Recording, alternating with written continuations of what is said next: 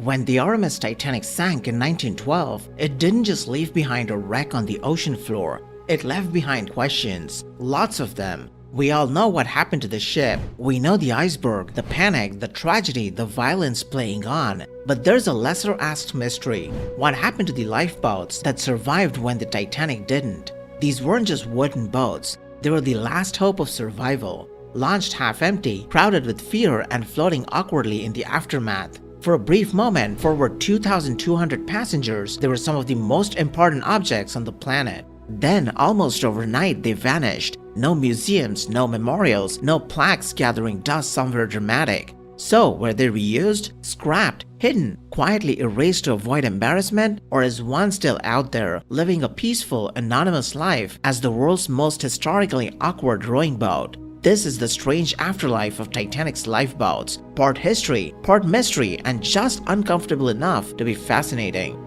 When the RMS Titanic slipped beneath the North Atlantic in the early hours of April 15, 1912, she took with her dreams, confidence, and a very strong belief in being unsinkable. What she did not take with her were her lifeboats. Those 20 wooden vessels, launched in confusion, disbelief, and polite Edwardian hesitation, were left floating alone in the dark, bobbing quietly as if wondering, so what now? Titanic carried 20 lifeboats in total, 14 standard wooden boats, 2 smaller cutters, and 4 collapsible ankle-hard boats with canvas sides. On paper, they could hold about 1,178 people. In reality, many left the ship shamefully underfilled. Orders were unclear, danger didn't feel immediate, and nobody wanted to look foolish getting into a lifeboat on a ship that was technically still floating. History would later be much less forgiving. As dawn broke, the lifeboats were scattered across miles of freezing ocean, carrying survivors in shock, grief, and the dawning realization that the unsinkable ship had very much sunk.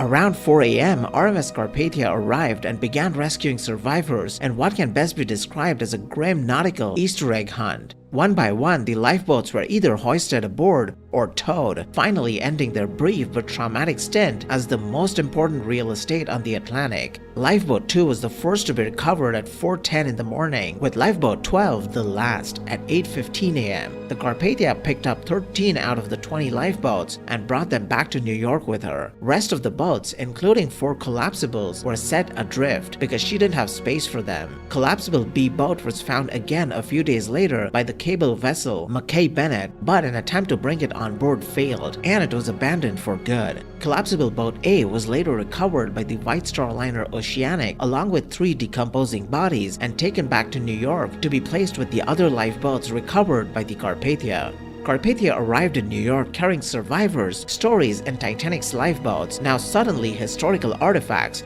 though nobody quite treated them that way. For a short time, the boats were examined, photographed, and discussed. Then, things got awkward. These weren't symbols of heroism, they were reminders of uncomfortable truths. Boats launched half empty, lives left behind, and decisions that aged badly overnight. So what happened to them? Officially, many lifeboats were returned to the White Star Line, stripped of identifying plaques, and quietly absorbed back into service or dismantled. There were no museum exhibits, no velvet robes, and definitely no souvenir keychains. Early 20th century shipping companies were not sentimental. A boat that still floated was a boat that could still be used. This practical approach has fueled a number of theories, some sensible, some slightly suspicious. One widely accepted idea is that the lifeboats were simply reused or scrapped to avoid bad press. Imagine boarding a liner and realizing your lifeboat once carried Titanic survivors. Comforting? No. Haunting? Extremely. Better to erase the association entirely. Another theory suggests some lifeboats were sold off privately, repurposed for ports, shipyards, or coastal use, where their Titanic connection faded with time, paint, and paperwork. Remove the plaque, sand the wood, and suddenly an important piece of history becomes just another rowing boat. Then there are the collapsible lifeboats, the chaos specialists of the group. Collapsible B floated upside down, forcing men like Second Officer Charles Lightroller to balance on it through the night like frozen human ornaments. Collapsible A was later found partially submerged days after the sinking, its occupants already in a decomposing state. Once recovered, these boats were also disposed of without ceremony. Of course, there's the more tantalizing theory that at least one lifeboat survived in secret, hidden away in a private boathouse, misidentified in a collection, or quietly aging somewhere with its past unknown. There is no hard evidence, but the complete absence of surviving boats keeps the rumor afloat. Humans have a long history of keeping trophies, especially historical ones. Some historians go further, suggesting a kind of symbolic erasure. Titanic's lifeboats were physical proof of institutional failure, outdated safety rules, class divides, and missed chances. Preserving them would have meant preserving guilt. It was easier to let them vanish and move forward with new regulations, improved safety standards, and a collective agreement to never make that mistake again. Today, none of Titanic's original lifeboats are known to survive intact.